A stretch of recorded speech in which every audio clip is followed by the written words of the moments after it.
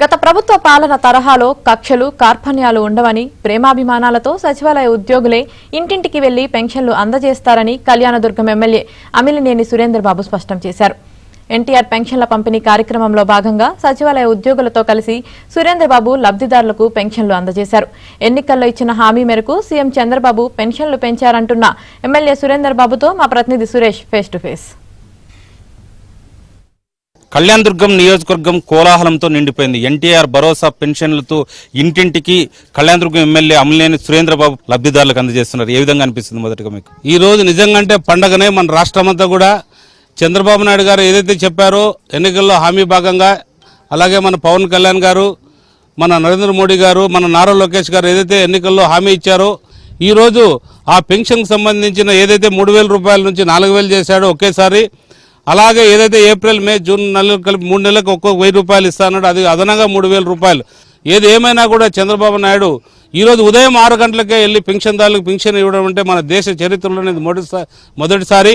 గతంలో చూసాం మనం వైసీపీ ప్రభుత్వంలో కళ్యాణదుర్గం నియోజకవర్గంలో అన్ని అర్హతలు ఉన్నప్పటికీ తెలుగుదేశం పార్టీ నేతలు కార్యకర్తలు అనే ఉద్దేశంతో పెన్షన్లకు దూరం చేశారు. ప్రభుత్వ పథకాలు అందని పరిస్థితి ఉంది. ఇదే గ్రామంలో కూడా చాలా మందికి పథకాలు అందలేని పరిస్థితులు ఉన్నాయి. కానీ ఇప్పుడు ఏం చేయదలుచుకున్నారు? మీ ప్రభుత్వం అధికారంలోకి వచ్చింది, మీ కార్యకర్తలకు కానీ అర్హులైన లబ్ధిదారులకు అందజేసే అవకాశం ఉందా? ఖచ్చితంగా మా తెలుగుదేశం ప్రభుత్వంలో ఎవరైతే అర్హులు లేరో వాళ్ళందరికీ కూడా ఇప్పుడు మా అర్హులుగా ఉన్నారో వాళ్ళందరూ కూడా అందించే ఏర్పాటు చేస్తాం. గడిచిన ఎవరైతే అర్హులుగా లేరో వాళ్ళందరినీ కూడా చంద్రబాబు నాయుడు గారు ఒక స్టేట్ వైడ్ పాలసీ తీసుకొచ్చి అందరినీ తొలగిస్తారు. చాలామందిని కూడా అసలు భర్త ఉంటే కూడా లేడనే పెన్షన్లు కూడా తీసుకుంటున్నారు. అలాంటి వాళ్ళని కూడా త్వరలో గుర్తిస్తున్నాం. ఇప్పుడు గుర్తించాం. వాళ్ళందరినీ కూడా రాబోయే నెల నుంచి కానీ ఇంకో నెల నుంచి కానీ అందరినీ కూడా పరిశీలించి ఎవరైతే మాకు తొలగించారో వాళ్ళందరికీ కూడా పెన్షన్ వచ్చి ఏర్పాటు చేస్తాం. ఎందుకంటే మీరు చెప్పేది నిజం.